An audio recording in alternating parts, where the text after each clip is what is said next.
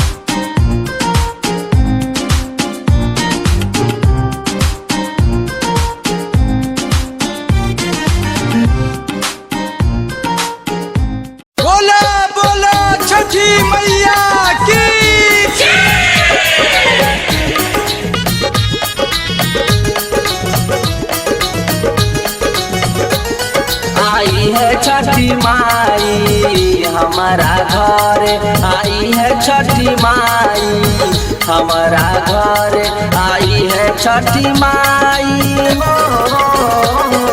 आई है, छठी माई हमारा घर जोड़े जोड़े कोसिया बा हमारा घर आई है, छठी माई हमारा घर।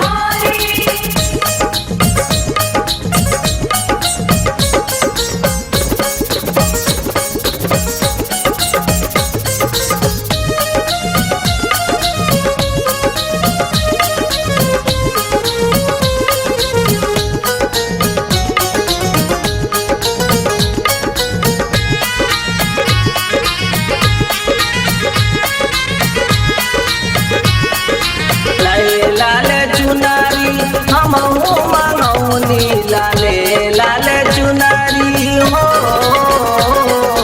गाँव के मलिनिया से फुलवा मंगौनी, गाँव के मलिनिया से हो लगी निकल अंगना हमारा घर चली आई छठी माई हमारा घर आई है, छठी माई हमारा घर।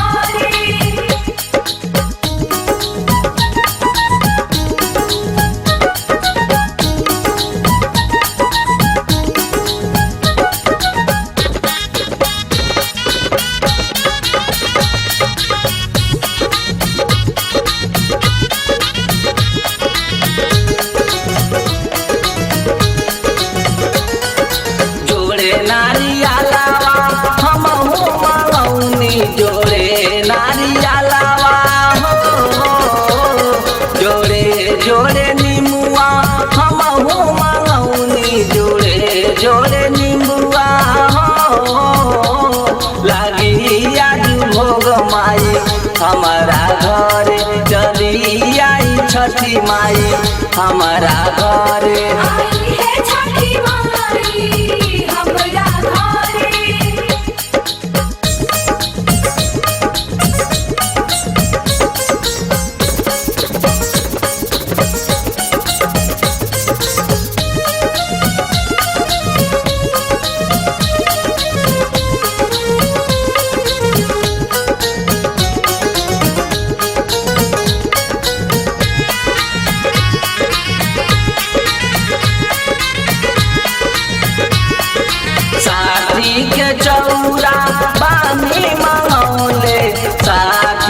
चौरा हो,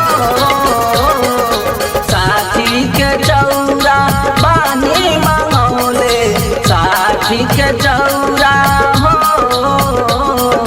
कोई छा भराई माई हमारा घर चली आई छठी माई हमारा घर। आई है छठी माई हमरा घरे।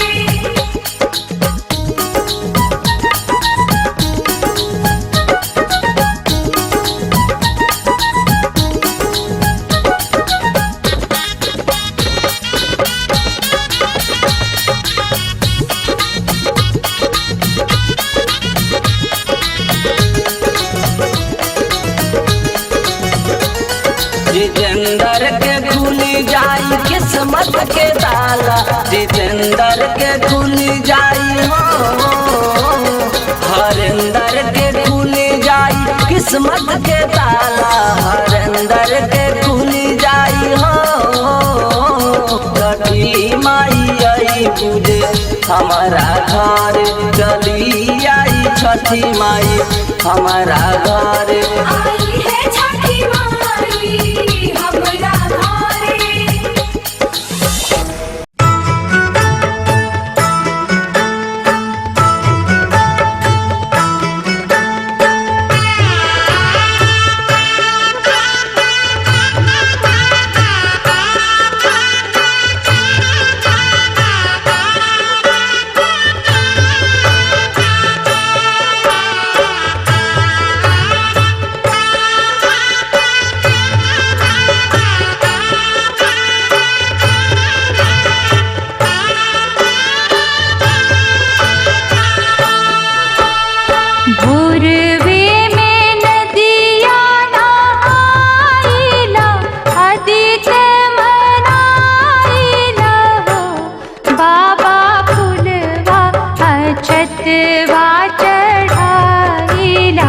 सब गुण गाइला हो।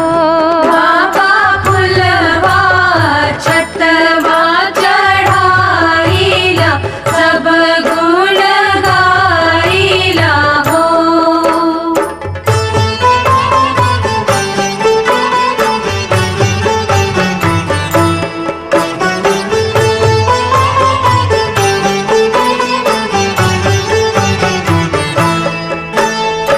अस घरवाई बसैया नरिया से बाछिल हो, बाबा आंगने में मांगीला अंजोरई, मथवा नवाइला हो।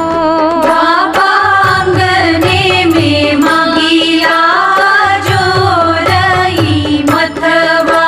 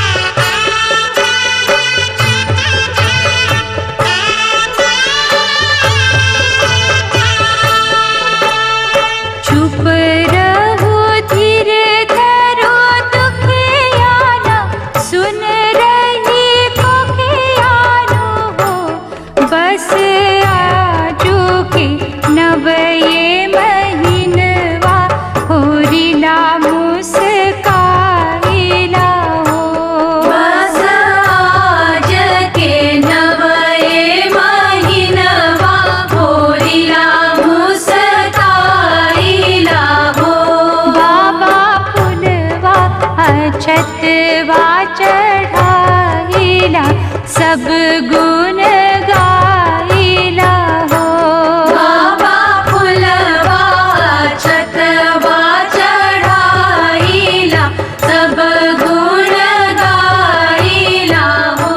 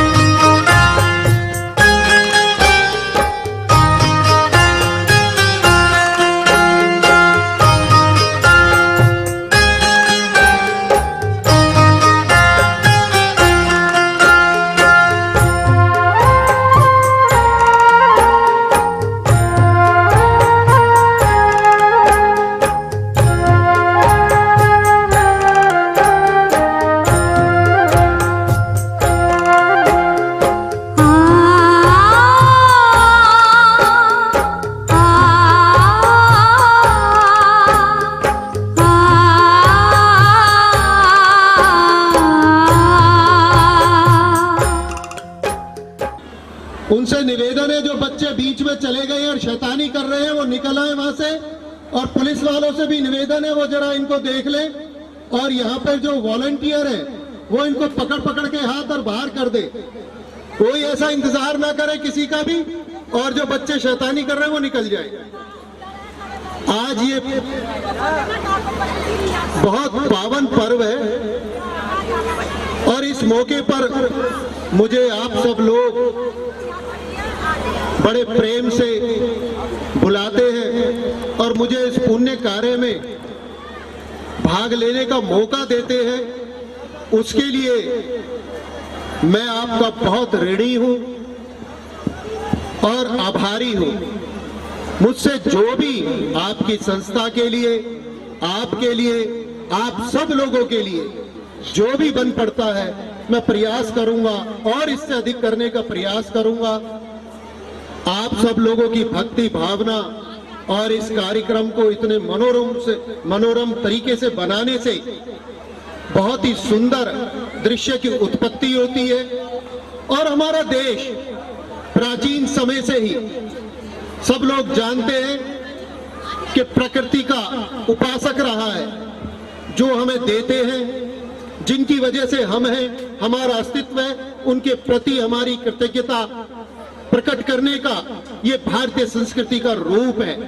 और ये त्योहार, ये सूर्य को अर्घ देना, सूर्य की पूजा करना, उपासना करना, ये हमारे संस्कृति का हिस्सा है, भारतीय संस्कृति का हिस्सा है, हिंदू धर्म का हिस्सा है। और उसे हम छठ मैया के रूप में और अच्छे से मनाते हैं।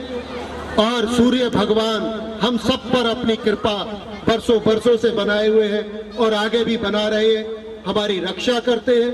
और खास तौर से और भी ज्यादा हमारे लिए महत्वपूर्ण हो जाता है ये पर्व। इन्हीं दिनों में पॉल्यूशन सबसे ज्यादा हो जाता है। हमारा ये प्रयास रहे कि हमारी वजह से ऐसे हम कोई काम ना करें। चलो किसानों की मजबूरी हो सकती है पराली जलाना, लेकिन हमारा हर प्रयास ये रहना चाहिए कि हमारी वजह से जरा भी पॉल्यूशन ना हो और किसी को कठिनाई ना हो। और इस प्रकृति की पूजा, इस सूर्य भगवान की पूजा, छठ मैया की पूजा और सफलता से और स्वस्थ रह करके और सबके लिए और मनोरम बन सके, इसके हमें प्रयास करना चाहिए। जो आपकी समिति है, इन्होंने हमें बुलाया और इतना मान सम्मान दिया। और एक लिस्ट अगर मुझे दे देते जो जो यहाँ आए हुए हैं, तो मैं उनके नाम भी बोल देता। अब जो मेरे साथ जुड़े हुए एक दो उनके नाम तो मुझे बहुत अच्छे से याद है, उनके तो मैं क्या बोलूंगा। लेकिन मेरे साथ हमारी महिला मोर्चा की अध्यक्षा गीता सिंह जी आई हुई है। और आज वो कह रही थी बड़े उत्साह से कि आपके साथ साथ और इस समिति के वजह से आज मुझे ये महान पर्व के दर्शन देखने के लिए, करने के लिए मिलेंगे। श्री अंजना गांधी जी भी आई हुई है, वो भी बहुत खुश है। वो भी ये कह रही थी कि मैं अवश्य चलूंगी और सबके दर्शन करके, बल्कि जो सूर्य भगवान की पूजा कर रहे हैं उनके दर्शन करके मैं सौभाग्य अपना महसूस करूंगी। तो मैं आज की समिति के आयोजकों से निवेदन करता हूं कि ऐसे पर्व पर और इसके अलावा जब भी आप हमें मुझे बुलाएंगे, मैं हमेशा यहाँ पर आता रहूंगा और आपके साथ कंधे से कंधा मिला करके हमेशा आपके साथ खड़ा हूं। मेरी पार्टी भारतीय जनता पार्टी आपके साथ खड़ी है और जैसा भी प्रशासन है वो भी आपके साथ है। और आपका मैंने देखा है बहुत मेहनत करते हैं। और मुकेश जी तो खुद अपने हाथों से तालाब की सफाई कर रहे थे। तो जो भावना है, जो यहाँ पर सफाई स्वयं करी है लोगों ने मिलकर के, सब लोगों ने, वो भी एक देखने लायक बात है। और जिस दिन हम ये ठान लेंगे कि हम पॉल्यूशन ना फैले और सफाई का हम खुद ध्यान रखने लगेंगे, तो सब जगह साफ रहने लगेगी और एक हम अच्छे भारत, अच्छे हरियाणा, अच्छे नगर, अच्छी कॉलोनी में हम लोग रहने के सहभागी होंगे। मैं राजेश कुमार जी, चंद्रशेखर यादव जी, जेपी महतो जी और मुकेश जी और शशिकांत रॉय जी और बालाजी भोला जी, मैंने नवीन जी और अजय और अमर जी, और इनके अलावा बहुत सारे मंचासीन हैं और बहुत सारे लोग हैं जिनका नाम नहीं है, मैं जानता लिया हुआ है। लेकिन मैं आगे से पीछे पहले ही बैठ करके आपकी समिति में आप लोगों के सबसे परिचय करूंगा और आगे से पीछे बिना पढ़े आप लोगों के नाम लूंगा जब मुझे बहुत ज्यादा खुशी होगी। आपने मुझे इतना मान सम्मान दिया, आप सबका बहुत बहुत धन्यवाद। आप सब बहुत बहुत सहयोग जो साधुवाद के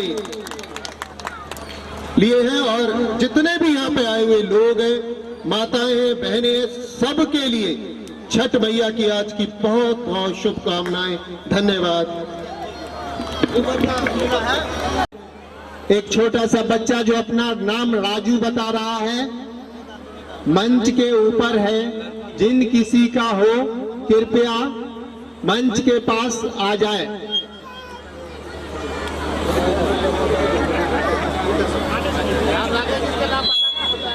बच्चा अपने पापा का नाम दिनेश चंद्र ठाकुर बता रहा है। कृपया बच्चे को मंच के पास आकर ले जाएं। जिनका भी बच्चा है कृपया मंच के पास आके अपने बच्चे को ले जाएं। सभी को मेरा सादर प्रणाम और छठ पर्व की बहुत बहुत सभी को शुभकामनाएं। ईश्वर करे कि आप सभी की मनोकामनाएं पूर्ण हो। जो भी आपने मांगा है मैया आपको सब कुछ दे, उससे भी ज्यादा दे। जो आपके लिए जरूरी है, जो आपके लिए अच्छा हो, वो सब कुछ हो। छठ पर्व के बारे में मैं बहुत ज्यादा कुछ तो नहीं जानती हूँ, लेकिन मुझे ये पता है कि इस पर्व की जो मान्यता है उसमें हमारी भारतीय संस्कृति की झलक सबसे पुरानी, जैसे सदियों पुरानी थी वैसी ही आज भी है। इस पर्व की एक विशेष बात जो शायद मेरे मन में एक भक्ति का भाव और ज्यादा उमड़ता है, वो ये है कि चाहे कोई कितना भी अमीर हो, कोई कितना भी गरीब हो, लेकिन भक्ति का भाव सबके लिए एक जैसा। वही साधारण तरीके से वही मिट्टी के चूल्हे पर मैया का भोग बनाना, उसी तरह से सिंपल सादा। ऐसा नहीं कि अगर कोई बहुत अमीर है तो वो गैस चूल्हा यूज करेगा या कुछ और तरीका यूज करेगा, नहीं। वही मिट्टी के बर्तन, वही सिंपल सादा लीप के आंगन को, उसके अंदर चूल्हा बनाना, साफ पानी लाना, वही बर्तन, वही मिट्टी के बर्तनों को यूज करना, बहुत अच्छी बात है। आम की लकड़ी जला करके खाना बनाना, ये जो भारतीय संस्कृति जो सदियों पुरानी चली आ रही है, आज भी वही है। उसी रूप से पूजा जाता है, उसी रूप से भोग लगाया जाता है। और इस पर्व को और ये बच्चे जो हमारे आने वाला भविष्य है, ये जो इसको देख रहे हैं, जो इसको सीख रहे हैं, ये बहुत बड़ी बात है। ईश्वर करे यहाँ पर जो भी हैं सबकी मनोकामनाएं पूर्ण हो। छठ मैया सबकी इच्छाएं पूरी करे, सबको सब कुछ मिले। बहुत बहुत धन्यवाद। आज इस मौके पर जो मुझे मौका दिया बोलने के लिए, आप सभी का धन्यवाद और स्पेशली प्रवीण सर का बहुत बहुत धन्यवाद, जो यहाँ तक मुझे लेकर आया और ये सब कुछ देखने का सौभाग्य मुझे प्राप्त हुआ। बहुत बहुत धन्यवाद।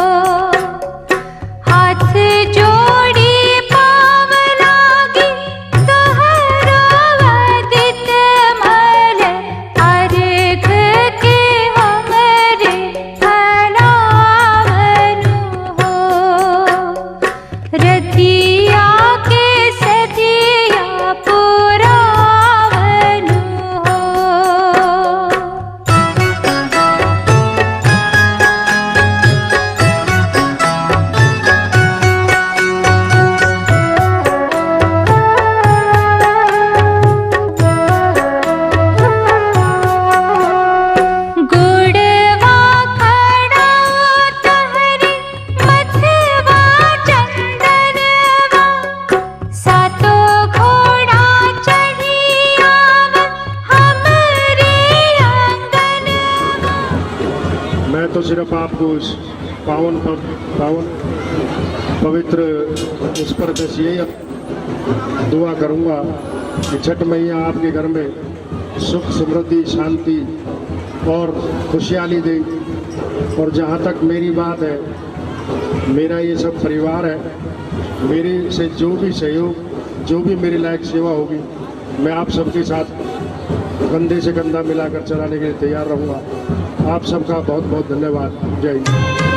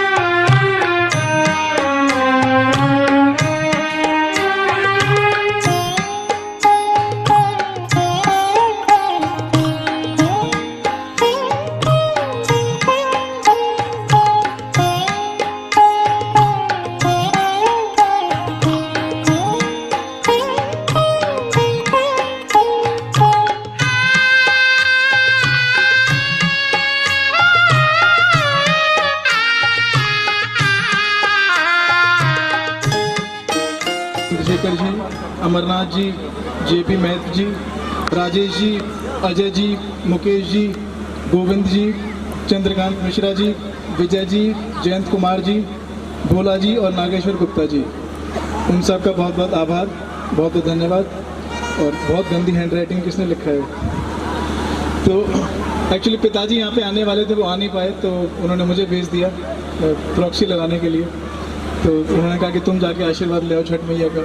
मेरा पहली बार है जो मैं छठ मैया का मैं पूजा में आया हूँ। अच्छा, मेरे नरेंद्र गुप्ता जी जो विधायक हैं मेरे पिताजी, हाँ, जिन लोगों को नहीं पता उनको थोड़ा सा मैं परिचय देना चाह रहा था। तो मेरी आज की दूसरी पूजा है, छठ पूजा ये, और सबसे बड़ा तालाब है आपका जो है यहाँ पे बराई तालाब है। तो बाकी जगह छोटे छोटे तालाबों में पूजा हो रही थी, तो इसके कुछ काम पेंडिंग है इस बराई तालाब के। तो 13 करोड़ का प्रोजेक्ट है बराई तालाब का। इसका पूरा जो नवीकरण का प्रोजेक्ट है, इसमें सीढ़ियाँ ठीक करनी है, प्लास्टर होना है, मंदिर का लेंटर ठीक करना है, वहाँ से थोड़ा पानी लीक वगैरह होता है। तो अगले साल तक आपका वो वाला पूरा जो काम है वो करा दिया जाएगा। 13 करोड़ का जो टेंडर है वो पास हो चुका है, तो उसका काम जल्दी शुरू हो जाएगा।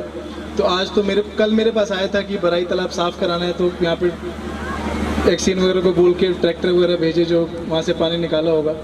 तो बहुत बहुत मैं आभारी हूँ आपके समाज का, बिकॉज मेरे लिए नई चीज़ है, क्योंकि हम इससे पहले करते थे, मम्मी पूजा करती थी सुबह सूर्य नमस्कार, सूरज को देख के जो पानी चढ़ाते हैं। तो आपके समाज में नई चीज़ है कि आप सूर्यास्त की भी इतनी पूजा करते हैं।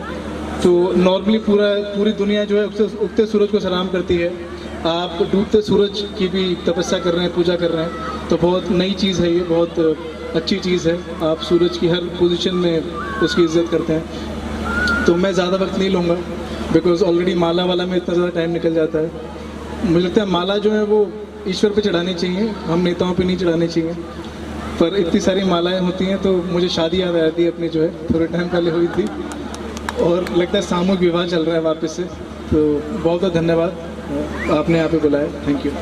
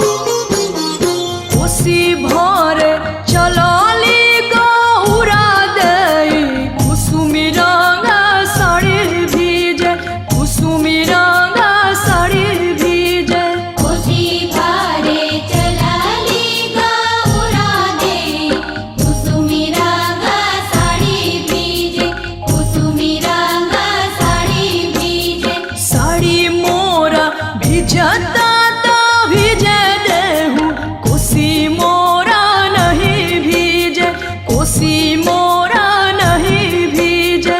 भिजता ता भिजे देहूँ साड़ी मोरा, कोसी मोरा नहीं भीजे, कोसी मोरा नहीं भीजे, कोसी मोरा नहीं भीजे, कोसी मोरा नहीं भीजे।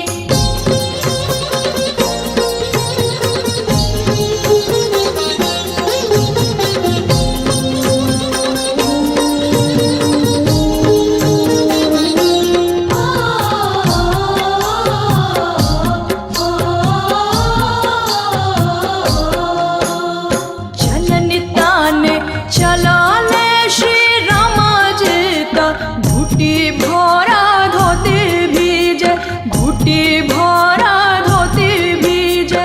जननी ताने चलले श्री राम जी का घुटी भरा धोती भीजे, घुटी भरा धोती भीजे। धोती मोरा भिजता तो भिजे देहूँ, जननी मोरा नहीं भीजे, जननी मोरा नहीं भीजे। धोती मोरा भिजता ता भिजे देहूँ, जननी मोरा नहीं भीजे, जननी मोरा नहीं भीजे, जननी मोरा नहीं भीजे, जननी मोरा नहीं भीजे।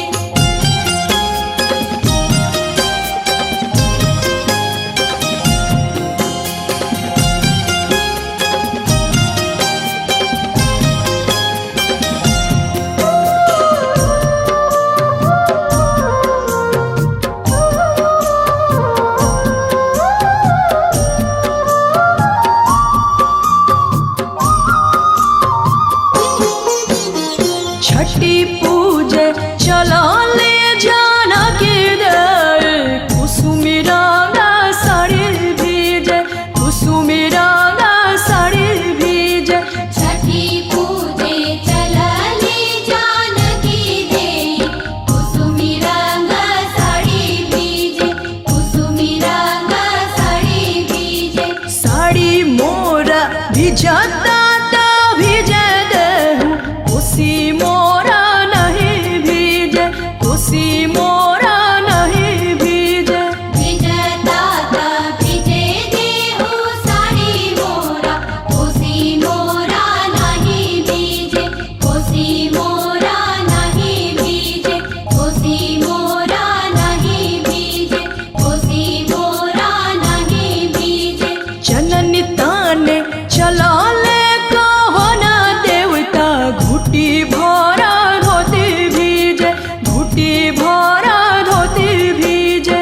दौरा लेके घाटे चलले कवन देवता, घुटी भरा धोती भीजे, घुटी भरा धोती भीजे, घुटी भरा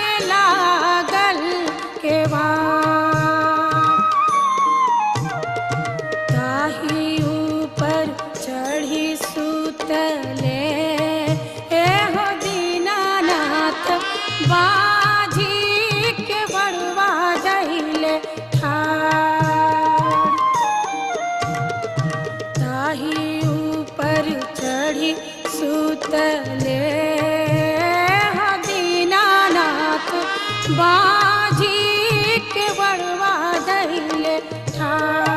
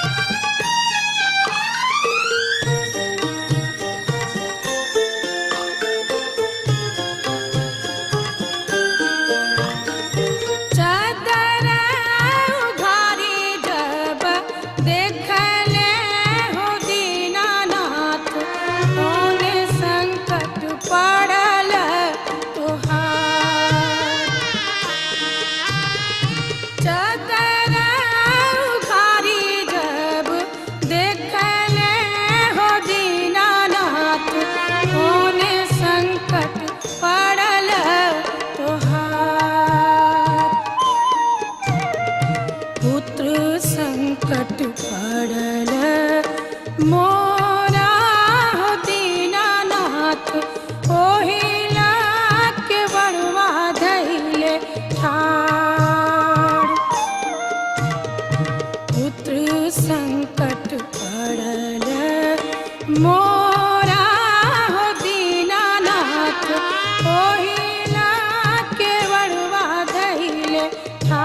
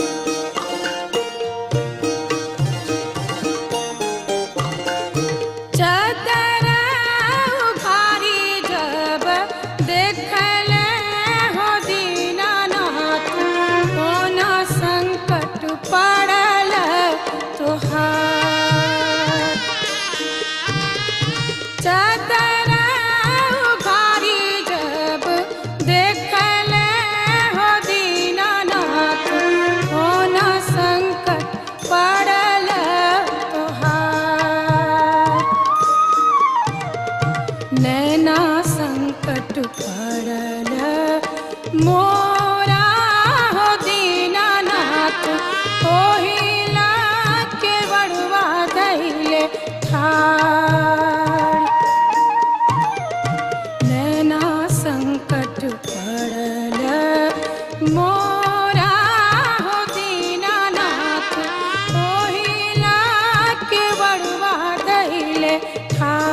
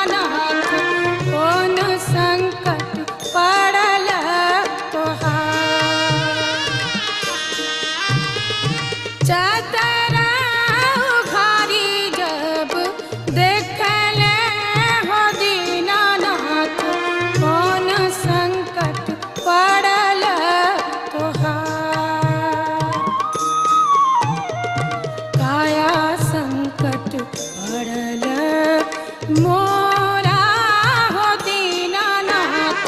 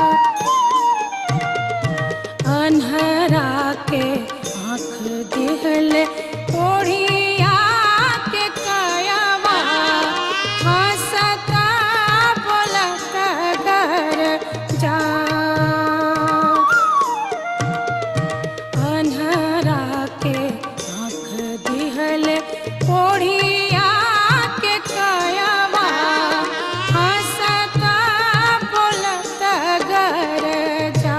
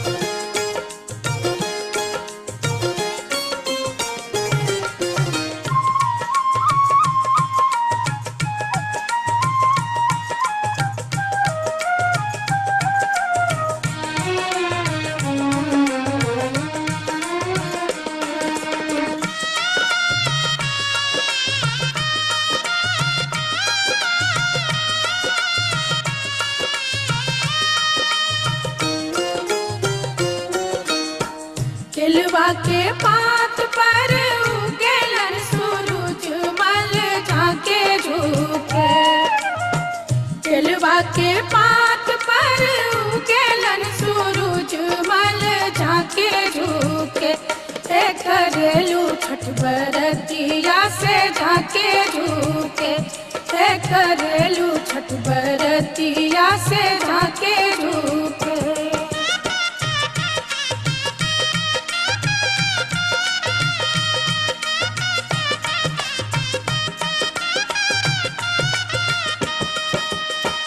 हम तो से पूछी बरतिया है बरतिया से केकरा लागी।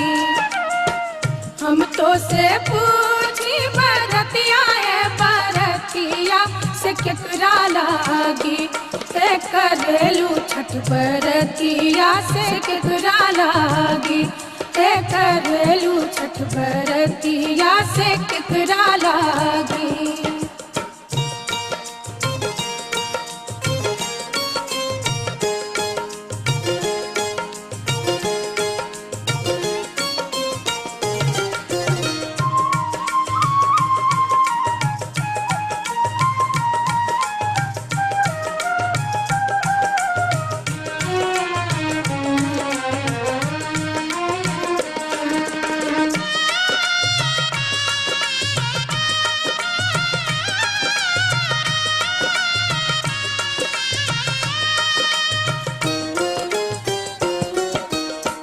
हम रोजे बेटवा कवने ऐसन बेटवा से उनके लागी।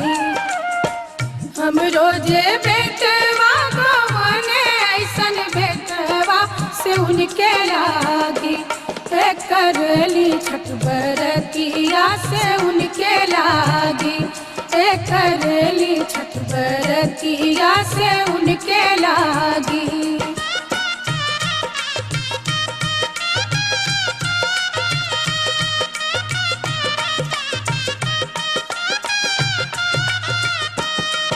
अमरूदिया के पात पर उगलन सूरज मल झाके झूके।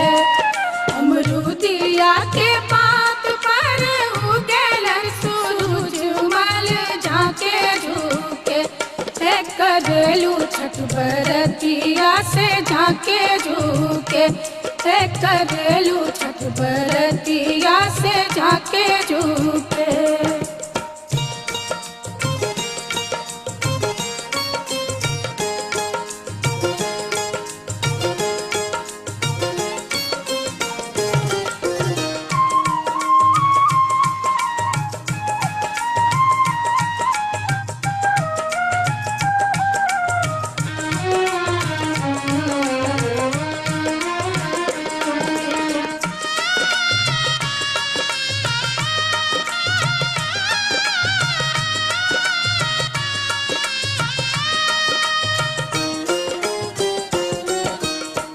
हम तो से पूछी बरतिया है बरतिया से केकरा लागी। हम तो से पूछी बरतिया है बरतिया से केकरा लागी। हे करेलू छठ बरतिया से केकरा लागी। हे करेलू छठ बरतिया से केकरा लागी।